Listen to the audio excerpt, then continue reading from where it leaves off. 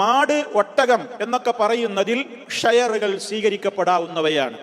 7 വരെ ഷെയറുകൾ മാടിൽ സ്വീകരിക്കപ്പെടാവുന്നതാണ്. മാടിനും ഒട്ടകത്തിനുമൊക്കെ അതിൻ്റെ ആകെയുള്ള വില കണക്കാക്കിയിട്ട് 7 ഷെയറാക്കി ഭാഗിക്കാം. എന്നിട്ട് ഓരോരുത്തരും ഓരോ ഷെയർ എടുക്കുക.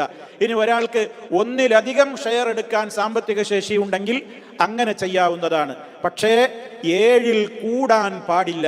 ഒരു മൃഗത്തിൽ 7 പേരിൽ അപ്പുറം ഉണ്ടാകാൻ പാടില്ല. 7 തന്നെ വേണം എന്നില്ല.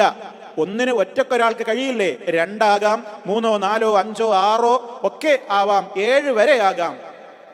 7-ന്റെ അപ്പുറം ഉണ്ടാകാൻ പാടില്ല എന്നുള്ളതാണ്. ഒരു വീട്ടിൽ തന്നെ, ഒരേ വീട്ടിൽ തന്നെ താമസിക്കുന്നവർ, ഇപ്പൊ മാതാപിതാക്കളുണ്ട്, അതുപോലെ തന്നെ പിന്നെ മക്കളുണ്ട്, അവരുടെ മക്കള്, ഭാര്യ ഒക്കെ ഉണ്ടാകും. അപ്പൊ ഒരു കുടുംബത്തിൽ ഒന്നിച്ചൊരു വീട്ടിൽ താമസിക്കുന്നവര്, കുടുംബനാഥൻ ഒരാടിനെ എല്ലാവർക്കും കൂടെ ഉദ്ദേശിച്ചറുക്കുന്നു.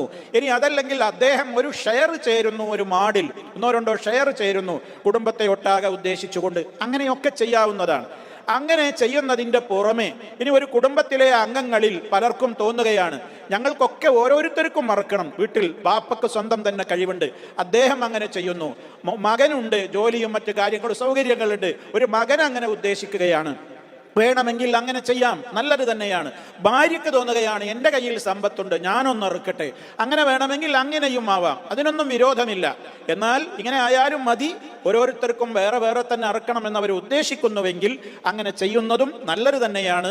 ഓരോരുത്തർക്കും അതിൻ്റെ പ്രത്യേകമായ പുണ്യം ലഭിക്കുകയും ചെയ്യും. അപ്പോൾ ആരൊക്കെ അറുക്കുന്നുണ്ടോ അവർക്കൊക്കെ അതിൻ്റെ നിയമങ്ങൾ ബാധകമാവുകയും ചെയ്യും. അതായത് നിയമം എന്ന് പറയുന്നത് ഇതിൽ പരമപ്രധാനമായി അർഹിക്കുന്ന ഒരു അദബെന്താണ്?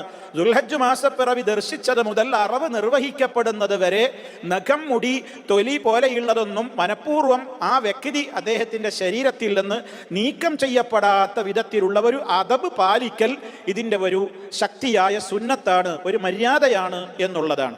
ഇവിടെ ആ നിലക്ക് അങ്ങനെ വേണമെങ്കിൽ ഓരോരുത്തർക്കും നിർവഹിക്കാം.